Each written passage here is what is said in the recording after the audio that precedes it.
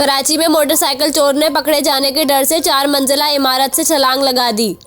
Police के मुताबिक गुज़िश्ता रोज M A Jinnah road पर जुबली मार्केट के करीब एक शख्स मोटरसाइकिल चोरी कर रहा था कि शहरियों ने इसे देख लिया। मुलजिम ज़ोएब लोगों से बचने के लिए 4 मंजिला इमारत पर चढ़ गया। पुलिस का कहना है कि मुलजिम ने पकड़े जाने के डर से 4 मंजिला इमारत की बालकोनी से छलांग लगा दी।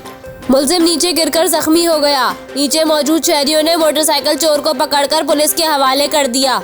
मुलजिम को तिब्बी इमदाद के लिए सिविल अस्पताल में मुंतकिल किया गया, जिसके बाद नबी बख्श थाने मुंतकिल करके मुकदमा दर्ज कर दिया गया।